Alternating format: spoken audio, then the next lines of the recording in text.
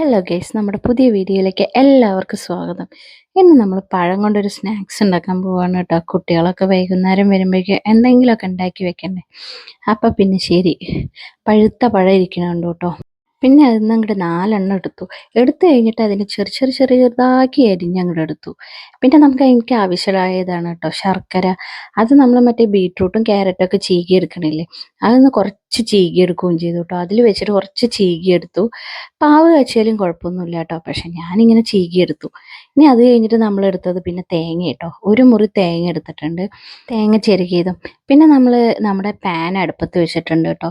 അതിലേക്ക് നെയ്യ് ഒഴിച്ചു കൊടുത്തിട്ടുണ്ട്. ഒരു 2 സ്പൂൺ നെയ്യൊക്കെ മതി കേട്ടോ. പിന്നെ അല്ലെങ്കിൽ നമുക്ക് വെളിച്ചെണ്ണ വെച്ചാലും കുഴപ്പമൊന്നുമില്ല. ആ നെയ്യൊന്ന് ചൂടായി വരുമ്പോൾ നമ്മൾ അരിഞ്ഞു വെച്ചിരിക്കുന്ന നേന്ത്രപ്പഴം ഉണ്ടല്ലോ, അത് നമുക്കിതിലേക്ക് ഇട്ട് കൊടുക്കാം കേട്ടോ. എന്നിട്ട് നമുക്ക് നന്നായി ഇളക്കി കൊടുക്കാം. ഒരു ബ്രൗൺ കളർ ആവുന്ന വരെ നന്നായിട്ടൊന്ന് ഇളക്കി കൊടുക്കണം കേട്ടോ. ഈ നേന്ത്രപ്പഴമൊക്കെ ഒന്ന് ഒരു ചെറിയ ഉടയൊന്നും വേണ്ട, ഒരു ചെറിയ ഒരു വേവ് പോലെ ആയാൽ മതി. എന്താ വെച്ചാൽ നല്ല പഴുത്തതായതുകൊണ്ട് വലിയ വേവ് വേണ്ട, എന്നാലും കുഴപ്പമില്ല. ഉടയാത്ത രീതി ആയിരിക്കും വേണം, എന്നാൽ വെന്തിരിക്കുകയും ചെയ്യണം. അതുപോലെ ഒന്നായി കിട്ടുന്നവരെ നമുക്കൊന്ന് നന്നായിട്ട് ഇളക്കി കൊടുക്കാം കേട്ടോ. കുറച്ച് നന്നായി ഇളക്കുമ്പോൾ തന്നെ നേന്ത്രപ്പഴം ഒരു ചെറിയൊരു കളർ വ്യത്യാസം വരും കേട്ടോ. നെയ്യിലും കൂടിയല്ലേ, അതുകൊണ്ട് നല്ല നമ്മൾ ഇളക്കി കൊടുക്കുകയൊന്നും വേണ്ട. ഒരു കുറച്ച് നേരം ഒന്ന് ലോ ഫ്ലെയിമിൽ ഇട്ടിട്ടൊന്ന് ഇളക്കി കൊടുത്താൽ മതി കേട്ടോ. നമുക്ക് ഏകദേശം ആവാറായിട്ടുണ്ട് കേട്ടോ.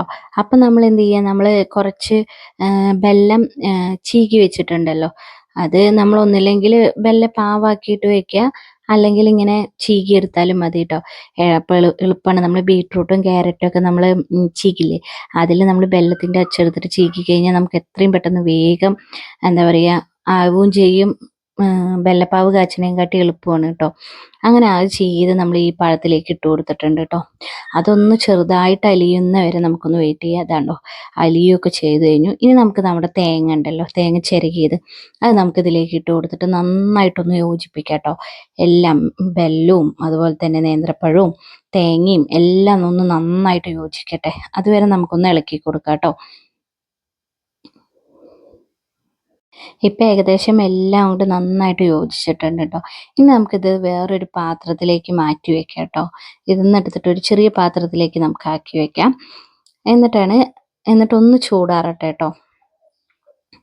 അപ്പോഴേക്കും നമുക്ക് ഇതൊന്ന് ചൂടാറി കിട്ടുമ്പോഴേക്കും നമുക്ക് ഇതിലേക്ക് ആവശ്യമായ വേറെ സാധനങ്ങൾ എടുക്കാം കേട്ടോ. നമുക്ക് അതിനായിട്ട് ഞാനിതാട്ടോ ഒരു കപ്പിൽ കുറച്ച് വെള്ളം എടുത്തിട്ട് അതിലേക്ക് ഒരു നുള്ളു ഉപ്പിട്ട് കൊടുത്തിട്ടുണ്ട്.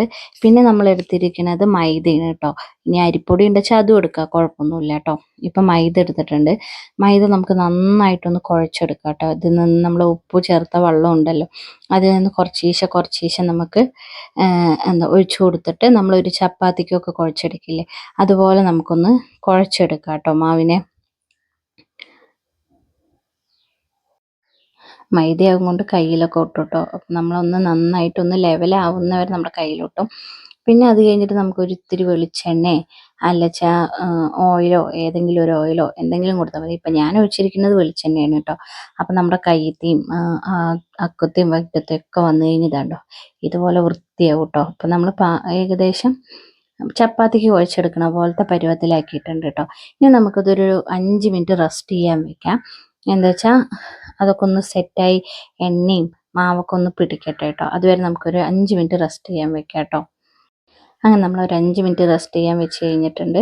ഇനി അത് റെസ്റ്റ് ചെയ്യലൊക്കെ കഴിഞ്ഞിട്ടുണ്ട് കേട്ടോ. ഇനി നമുക്കതൊന്ന് ഒരു ഉരുളയാക്കാം.